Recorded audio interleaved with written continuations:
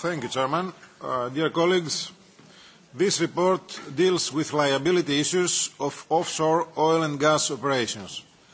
Over 90% of oil and 60% of gas produced in Europe comes from offshore operations. Offshore operations are ongoing or planned to take place in the territorial waters of 18 member states. The Offshore Directive aims to establish minimum requirements for preventing major accidents in offshore oil and gas operations in the EU and to limit the consequences of such accidents. According to its provisions, offshore licensees are strictly liable for preventing and remedying any environmental damage resulting from their operations. However, there is one important aspect that is not dealt with in the directive. This is the liability for civil damage to either natural or legal persons, be it physical injury, property damage, or economic loss, consequential or pure.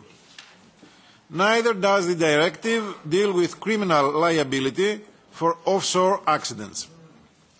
The Commission estimates in its report that it is too early to properly assess whether EU criminal law measures would be essential to achieving effective levels of offshore safety in the Union.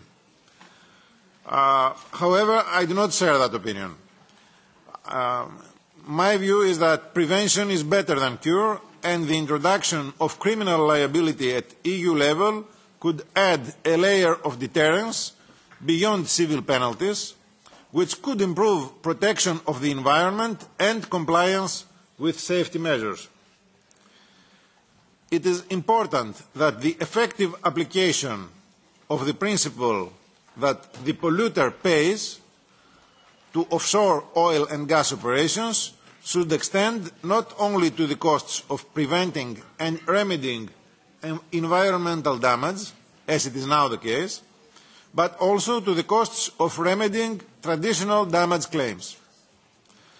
I can see that many of you drafted amendments amounting to a total of 92, which I didn't have yet the chance to look closely, as their translation was just provided to me.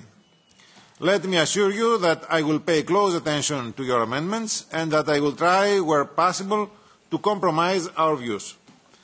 I will hopefully send you the compromise amendments before our summer break, and I will be glad to listen to your remarks and comments. Thank you. Thank you very much.